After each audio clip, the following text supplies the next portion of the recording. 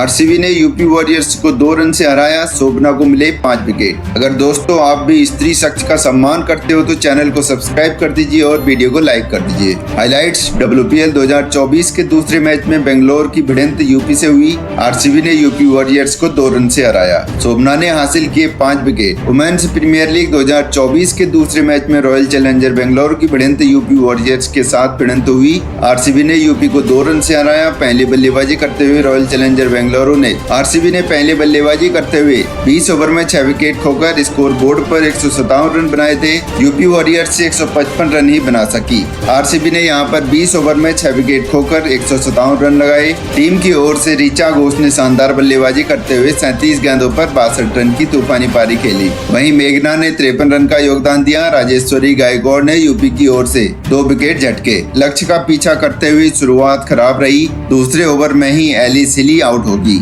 इसके बाद शोभना ने 1 ओवर में 2 विकेट लेकर यूपी की पारी को ध्वस्त कर दिया।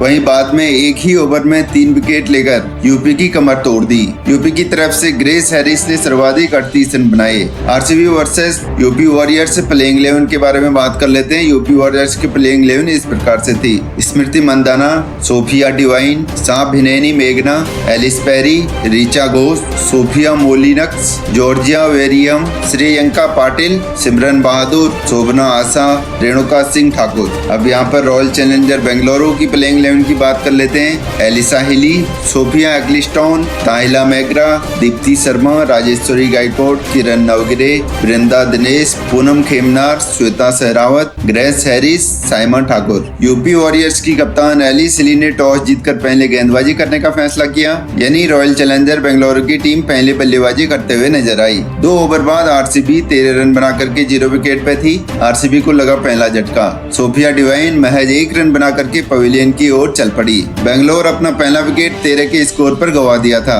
मंदाना चली पवेलियन। मेगरा ने आरसीबी को बड़ा झटका दिया। कप्तान स्मृति मंदाना 13 रन बना करके चलती बनी। यूपी को लगा तीसरा झटका। रॉयल चैलेंजर बेंगलुरु को तीसरा झटका एलिस पेरी के रूप में लगा है। एलिस पेरी महज 8 रन बना करके चलती बनी। 54 के स्कोर पर आरसीबी का तीसरा विकेट गिर गया था। 10 ओवर बाद आरसीबी 64 रन 3 विकेट के नुकसान पर। 10 ओवर का खेल हो चुका था और आरसीबी के स्कोर बोर्ड पर 3 विकेट खोकर 64 रन लग गए थे। मेघना 31 और रीसा 8 रन बना करके खेल रही थी। 12 ओवर बाद बेंगलुरु 78 रन 3 विकेट के नुकसान पर। मेघना का अर्धशतक पूरा हो चुका था। 16 ओवर बाद आरसीबी 124 पर 3 विकेट थी। मेघना की अर्धशतक की पारी का हुआ अंत। आरसीबी की टीम ने अपना चौथा विकेट गंवा दिया था। मेघना को 53 रन के स्कोर पर राजेश्वरी गायकवाड़ ने पवेलियन की राह दिखा दी थी। आरसीबी को लगा दोहरा झटका। राजेश्वरी गायकवाड़ ने एक ही ओवर में आरसीबी को 2 बड़े झटके दे दिए। मेघना के बाद अब वेरम भी 0 रन बना करके पवेलियन लौट चुकी थी। ऋचा का तूफान अर्धशतक पूरा। ऋचा की तूफानी पारी का हुआ अंत। आरसीबी की टीम को छठा झटका लग गया था। दीप्ति शर्मा ने ऋचा घोष की तूफानी पारी का अंत कर दिया था। यूपी के सामने 158 रन का लक्ष्य था। यूपी वॉरियर्स को लगा पहला झटका। 2 ओवर के बाद यूपी का स्कोर 17 रन पर 1 विकेट। संभाली यूपी की पारी। वृंदा और तालिया ने यूपी की पारी को संभाल लिया था। वृंदा 16 रन और तालिया 21 रन बना करके खेल रही थी। पहला पावर प्ले समाप्त हो चुका था। 7 ओवर के बाद यूपी वॉरियर्स का स्कोर 43 रन 1 विकेट के नुकसान पर था।